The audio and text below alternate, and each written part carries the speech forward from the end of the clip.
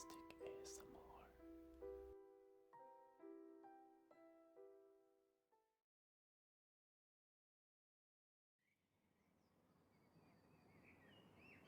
Good morning there, sir. You look like you slept through an earthquake that's still going on. Wait a minute. That's not an earthquake. That sounds like a moving truck. You should probably go to your window and check out all this commotion. Just watch out for your phone charger. Alright, shake it off. Looks like they're moving into the dark house next door.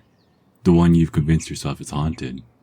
It looks rather decrepit, but that's probably because it's been that way since you moved into your current home.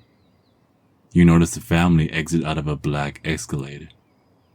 The windows are all tinted out like a limo. You see a tall gentleman with slick black hair, stubble, and wearing an all-black suit. A woman follows him, wearing an all-black dress. And then, from the back seat of the car, another woman exits. Her hair is long, flowy, and a fiery red. She is wearing a black 9-inch nails shirt and torn-up black skinny jeans, and rocking some beat-up Converse shoes. She notices you staring out from your second-story window. Quick, get down! Aw man, what a way to make a first impression. Well, since you're down here, might as well find some clean clothes to change into after you shower. Well, you cleaned up pretty nice. Time to meet the next door neighbors. You hope they're nice. You brushed your teeth, combed your hair, and wore your nice casual outfit. Jeans and a plain white t-shirt. Let's go. You walk down the stairs, and before you reach the bottom, you hear knocking at your front door. You walk towards your door and open it up to see the woman from before. She's holding a small takeaway box in her hands. Wow, she's even more beautiful up close, you tell yourself. Hello there, sir. It's a pleasure to meet you. My name is Alexis, and my family and I just moved in right next to you. My parents thought I should bring you this small piece of chocolate cake as a gift to say, we are nice people, I guess. Her voice is absolutely beautiful, you think to yourself. Quick, better say something before she thinks you're even more weird. You thank her and introduce yourself. You reach out for the box, and your hands meet hers. They're cold as ice. Odd, as it's a rather warm October day outside.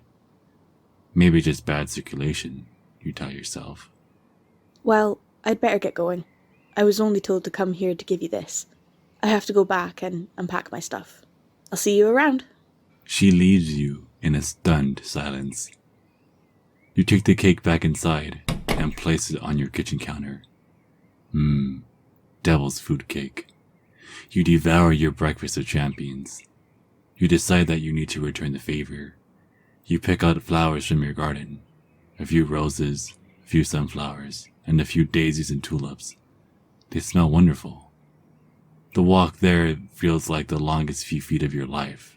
Your heart is beating out of your chest. You approach the maroon-colored front door and knock. Alexis answers the door. Why, hello there, sir. What brings you over here? More chocolate cake? Oh, you brought me flowers. Thank you. They smell lovely. Hey, do you want to hang out outside real quick? My folks are just finishing up putting their furniture away, and I'm already all done. You agree, and she leads you to the park a few blocks over. She and you sit at the park benches. She sits on top of the tables and faces you, a nice, gentle smile across her face. This is much more relaxing. Well, I guess this is the part where we both talk about ourselves. I'll go first since I'm a lady.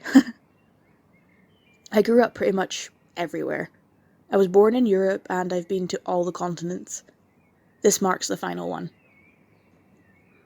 I've had to move from place to place because my family and I are constantly changing jobs, and, well, let's just say that we always are in need for a change in scenery. The people are sometimes not accepting of our lifestyle, and I guess people would call it bullying? Yeah, bullying. They would constantly be bullying my family and me. So we always had to move to different countries, states, cities, and so forth. We're hoping that this small town will be our safe getaway. Wow, such a sad backstory. You won't be like that. You're a nice gentleman. You tell her a bit about yourself. Just the basics. No need to get into extreme detail. She laughs a little bit and playfully teases you about some of the details. You both pause, and there's an awkward silence. You then barely realize that it's sundown. Wow, those 6 hours just flew by. You get up to leave, but then she stops you in place. She leans in close. Hey, you're a really sweet guy. I've never met someone in my years of being alive that was so gentlemanly. Most guys would have just asked for one thing, but not you. Hey, there's something I want to show you, but I can't show you here.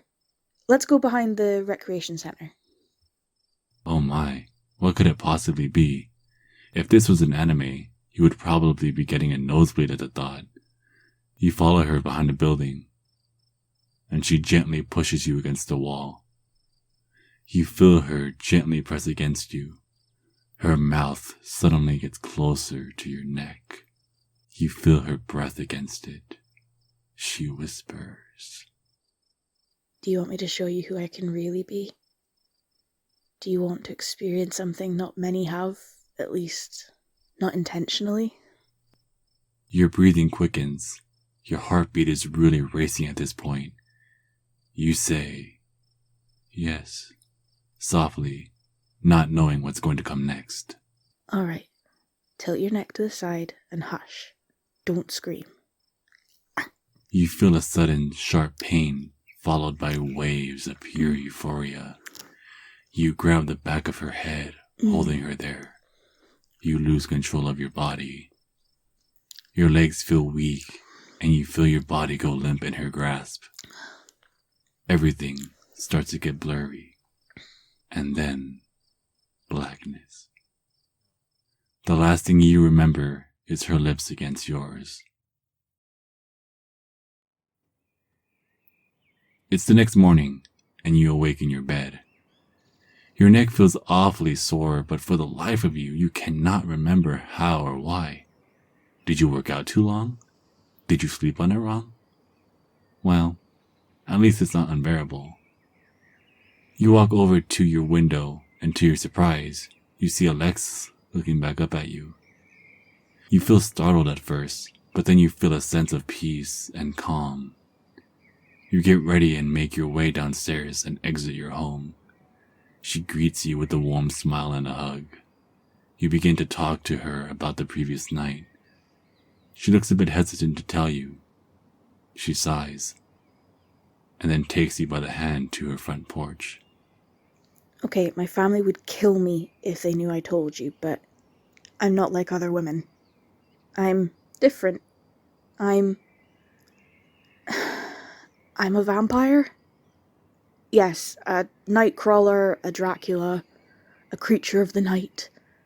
And last night I bit into your neck and fed from you. I may have taken too much because you passed out in my arms and I kissed your lips. I felt so bad, I picked you up and took you into your room. It was the first time I've fed in a long time.